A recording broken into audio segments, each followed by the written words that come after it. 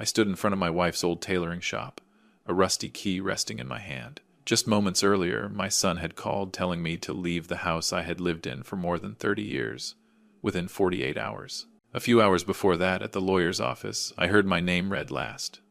Not the mansion, not the money, just this shop. Daniel laughed. Brittany held up her phone and recorded everything. And in that moment, I realized something was deeply wrong with Margaret's will. Before I tell you what happened next, please subscribe and let me know in the comments where you're listening from. Thank you. Now, let me take you back to the moment when everything began to turn in a different direction. I still remember clearly the moment I walked out of the lawyer's office that afternoon. No one said another word to me. Daniel went first, shoulders back, walking fast, like staying one more second might scuff his new leather shoes. Brittany followed behind him, adjusting the lighting on her phone as she walked. Her voice was low, but loud enough for me to hear. Everything is finally over. I stayed behind for a few more minutes, alone. The lawyer closed the file and looked at me with that expression, people, save for someone who has just lost something, but hasn't yet realized how much. He asked if I needed a ride home. I shook my head. I needed to walk. I needed space to breathe. Margaret lived with me for more than 40 years. I knew her better than anyone, and because of that, I knew what had just happened was not as simple as Daniel believed. The will had been read clearly, item by item, no vague clauses, no wasted words. The lakeside mansion was transferred immediately. The investment fund changed control within 10 days. Everything was smooth, clean, perfect in the way Daniel always liked. When it came to me, the room went silent. The lawyer cleared his throat. Then he read the name of the shop. Margaret's Threads. That was it. Daniel laughed, not even trying to hide it. He turned toward me, his eyes mixed with pity and mockery. He said I was a smart man, but that I had never understood how money really works in this world. Brittany leaned in and quickly snapped a photo of me with my head lowered, probably saving it for some story later about the sacrifices of the older generation. I didn't react, not because I wasn't hurt, but because I was thinking. Margaret never did anything at random. She didn't talk much, but every decision had a reason. An old tailoring shop, while the rest of the estate was divided so neatly. That balance made me uneasy. We returned to the house at the same time, and that was the last time I called that place home. Brittany stood in the living room, talking on the phone without lowering her voice. She spoke about temporarily packing up, about how the new mansion needed a completely different atmosphere. Then Daniel walked over and placed a stack of papers in front of me, a notice of property transfer. He said I had 48 hours to sort things out. I asked him where he expected me to go. He didn't answer. He just said everything had been decided legally, and that I should understand. I looked at the face of the son I once taught how to ride a bike, the boy I stayed up with all night when he had a high fever. That face now felt completely unfamiliar. That night, I didn't sleep. I packed only what I needed. Clothes, a few old notebooks, the watch Margaret gave me on our 20th anniversary. I didn't take much. I didn't know where I would end up, but I knew there was one place I had to go. The next morning I drove to the old district. The shop was there, tucked between two stores that had changed owners many times over the decades. The sign was old. The letters faded. Dust covered the glass. People passed by without looking. I parked the car and sat there for a few minutes. I had stood in front of this shop many times while Margaret was still alive, but I rarely went inside. It was her world. I respected that boundary. Now, that boundary was mine alone. The key sat in my coat pocket, heavier than I expected. I remembered Margaret placing it in my hand so calmly a few weeks before she passed. She only said, "If there ever comes a day you need it, it will open the door." I used to think she meant just this door. When I slid the key into the lock, my hand trembled slightly. Not from fear, but from the feeling that I was stepping into a part of my life I had ignored for far too long. The door opened with a dry sound. The smell of old fabric machine oil and time itself spilled out. I stood still for a few seconds. Inside, nothing had changed since the last time I saw it. The old cutting table, neatly stacked rolls of fabric, the industrial sewing machines against the wall, everything was quiet. but not empty. As if Margaret had only stepped out for a moment. I closed the door behind me, and in that moment I understood something very clearly. If Margaret left this place to me, it was not comfort, and it certainly was not punishment. It was a reminder, and maybe a test I didn't yet know whether I was ready to face. I didn't turn on the lights right away. The dim glow from the front window was enough to make out the familiar shapes. I moved slowly, afraid of disturbing the silence Margaret had left behind. Each step echoed clearly as if the room itself was recording my presence after a long absence. I set my bag down beside the cutting table. That table had always caught my eye, even though I had never touched it before. It was too big for a small tailoring shop. Too solid. When she was alive, Margaret used to joke that it was built to hold the weight of the whole world. I never asked what she meant. Now, I was starting to wonder. I walked a slow circle around the shop. The fabric shelves were arranged carefully by color and by texture. Everything had its place. Margaret never let disorder last long. I opened a drawer and found several notebooks. Not orders, not measurements. Short notes. Written in her familiar handwriting, but the contents felt foreign.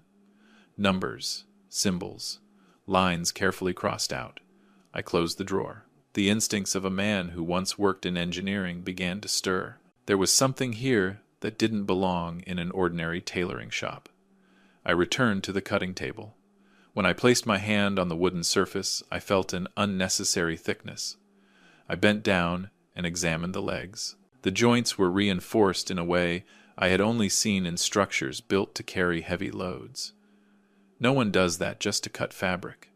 I knelt and looked closer. Under the table there was a faint outline, almost hidden beneath dust and machine oil. If I hadn't been trained to notice structural details, I would have missed it. I pressed lightly. Nothing happened. I tried again, this time applying steady pressure. The way you test an old locking mechanism. There was a sound, very soft, like something giving in, reluctantly. I froze. My heart beat slow but heavy. I knew I wasn't imagining it. I pushed gently on the wooden panel. A small section slid aside, revealing a concealed metal handle. No decoration, no markings, just a piece designed to be overlooked. I pulled the handle. The table shifted. Not much, but enough to open a narrow gap. Cold air rushed out from inside. I turned on the flashlight on my phone. The beam fell onto a tight staircase leading down beneath the shop floor. Margaret had kept this secret right beneath my feet. For all those years. I stood there for a long time. Not out of fear, but because I was rearranging the image of the woman I thought I had fully understood. Finally, I stepped down. Each stair was solid with a handrail. This wasn't built in a hurry. When my foot touched the floor below, the lights turned on automatically. That made me stop again. The room underneath was small, but complete. Soundproofed, clean. The walls were covered with noteboards, diagrams, and sealed samples. No sewing machines. No ordinary fabric. Instead, thin spools of fiber, each labeled with coded markings. I moved closer to a work table. Printed documents lay spread across it. Contracts, reports, and a thick file. I opened the first page. Margaret Thompson's name stood clearly at the top, followed by terms I recognized from my working years. Research. Testing. Process. Margaret hadn't just been sewing here. She had been researching. I sat down and read slowly. A new type of bio-based fiber. Durable, safe, biodegradable. The test results were recorded carefully, without a trace of unnecessary emotion. I recognized this style. This wasn't the writing of a craftswoman. This was how an engineer writes. I stopped at a contract. The logo of a biotech corporation stood out. Ethel Corp. A proposal for long-term licensing rights. The figures were clear. They needed no explanation. I closed the file and let out a long breath. While Daniel believed this shop was a burden, Margaret had placed something here that he never even knew how to see. I sat in that room for a long time. There was no feeling of victory, only a heavy silence. I thought about Daniel's laughter, about Brittany recording with her phone. They had looked at this shop the same way they looked at me. Outdated, irrelevant. I turned off the lights, went back upstairs, and slid the table into its original position. Everything looked exactly as before. If someone walked in, they wouldn't notice a thing. I locked the shop, held the key in my hand, and for the first time since Margaret passed, I understood why she left this place to me. Not so I could live off it, but so I could protect what she had quietly built. And right then, I knew one thing for certain. This story was far from over. It had only just begun, in a way Daniel and Brittany were not prepared to face. I didn't tell anyone about the room beneath the tailor shop. Not because I was afraid of being discovered, but because I knew Margaret well enough to understand this one thing. If she had wanted others to see it, she wouldn't have hidden it so carefully. I locked the shop and left after dark, my mind crowded with questions that had no answers yet. That night, I came back, not to investigate further, but to stay. I laid an old blanket across the long bench in the corner. It didn't feel like being thrown out of my home. It felt like a shift, as if I was finally walking a path Margaret had drawn long ago. And as always, I was one step behind her. The next morning, I began to clean, not to change the shop, but to understand it. I wiped down every fabric shelf, every tabletop. Each object sat exactly where it belonged. Margaret never left room for chance. When I opened the drawer beneath the oldest industrial sewing machine, I found a measuring tape, worn. The edges faded with time. I picked it up out of habit, and immediately noticed it was heavier than it should be. I didn't rush. I sat down, placed the tape on the table, and looked at it for a long while. Margaret used to say the most familiar things are the best places to hide secrets. Carefully, I loosened the stitching at one end. Inside wasn't a plastic core, but a tightly rolled strip of thin paper. I unfolded it. It was Margaret's handwriting. Not a few short lines. A long letter, written carefully. Each page numbered. A notarized seal on the final page. I read slowly, the way she always said important things should be read. Margaret wrote that she knew exactly how Daniel and Brittany would react. She didn't blame them, but she didn't trust their judgment when money was involved. She said she didn't want to leave her estate to greed, and she didn't want me forced to fight my own son. She explained the will. Everything had been arranged to look clear, fair, and convincing. The investment fund Daniel received was no mistake. It was a calculated choice. Margaret had studied that fund years earlier and uncovered legal issues buried beneath the surface. She knew it would collapse. Not immediately, but fast enough to test Daniel's patience and understanding. She wrote that if Daniel slowed down, if he questioned things, if he looked closer, then it could still be saved. But if he trusted his confidence more than the truth, the outcome would speak for itself. I folded the letter and set it on the table. There was no sense of satisfaction, only a deep, quiet sadness. Margaret wasn't trying to punish her son. She was simply allowing him to face his own choices. I kept reading. She wrote about me. She said she knew I wouldn't ask why, that I would walk into the tailor shop before looking for answers anywhere else. She wrote that I was the only person she trusted to stay silent long enough to understand the true value of what she left behind. On the final page, she mentioned the trust.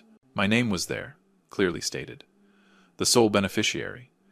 Irrevocable, not open to dispute. All the rights from an old agreement I had signed many years earlier, back when I was still working, had been transferred into it long ago. I had stopped paying attention to it after retirement. Margaret hadn't. She wrote that the tailor shop wasn't an asset.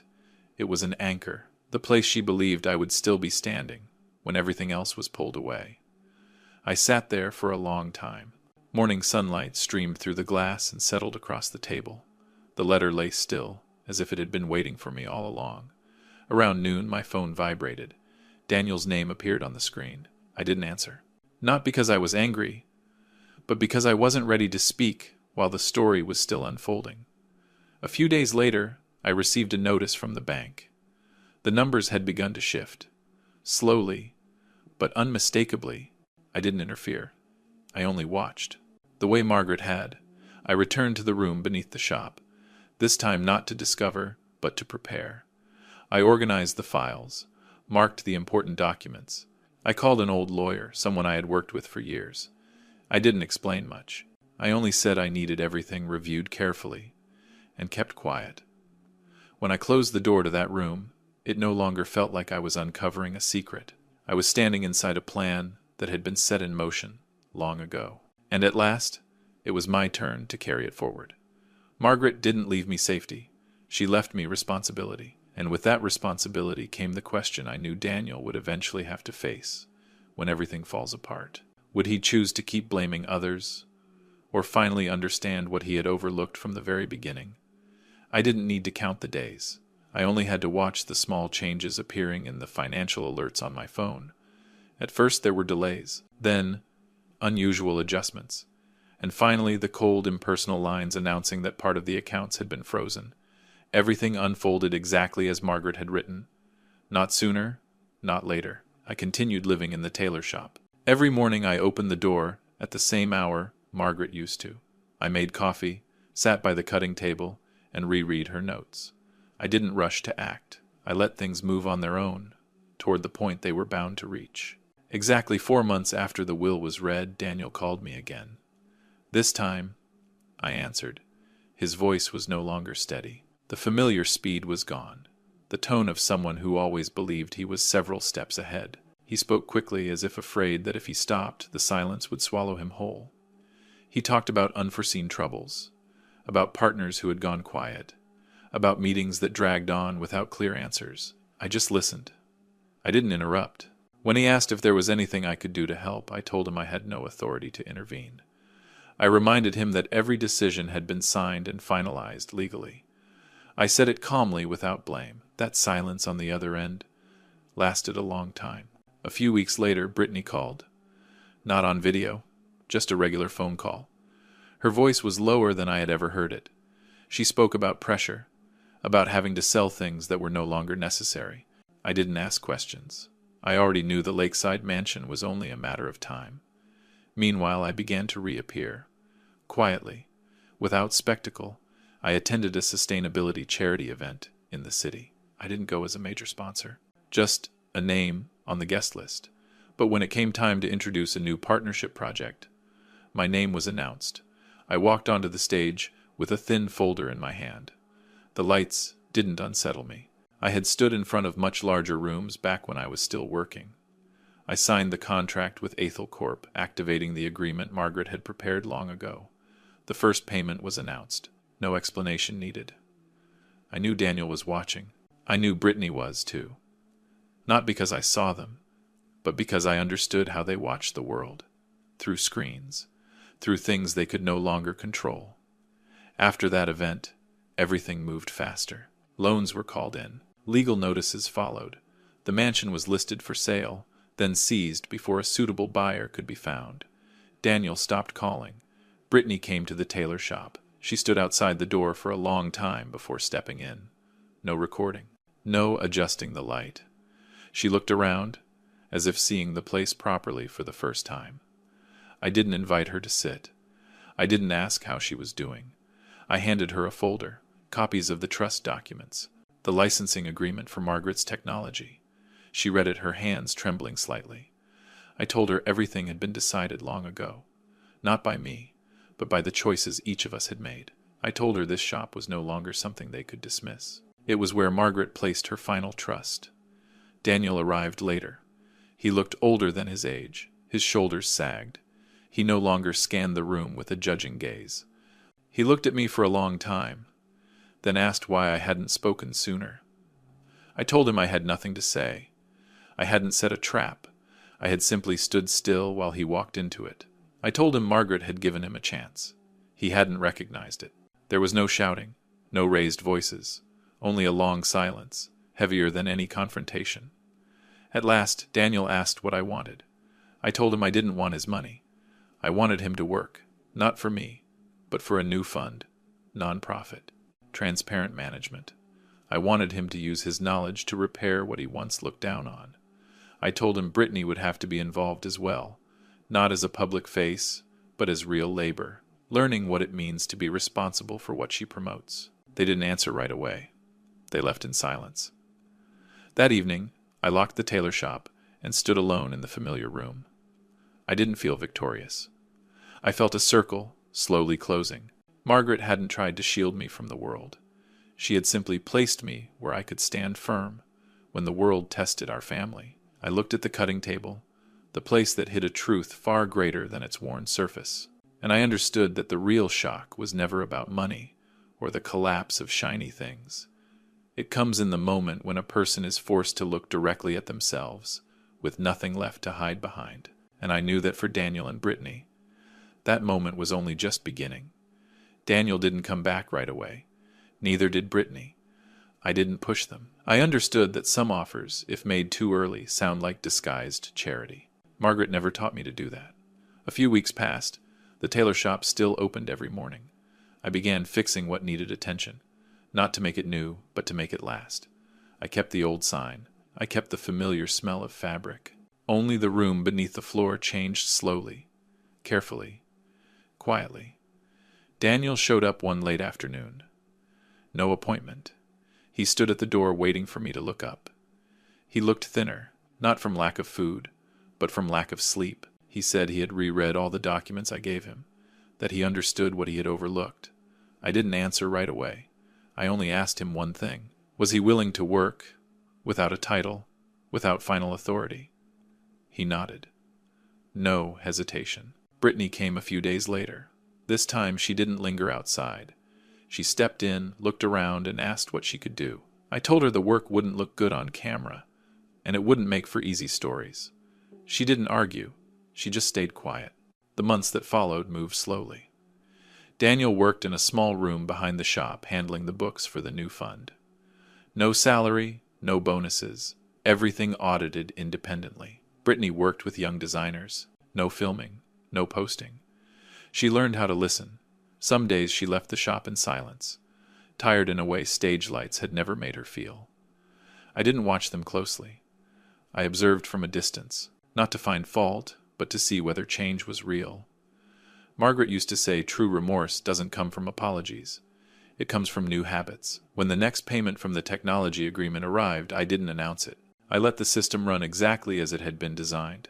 The trust stayed where it belonged. I kept control, not because I didn't trust Daniel, but because I understood how easily people change with circumstances. One evening, Daniel stayed late. He said it was the first time he had seen money stop being the center of every decision. He said it made him uncomfortable and lighter at the same time.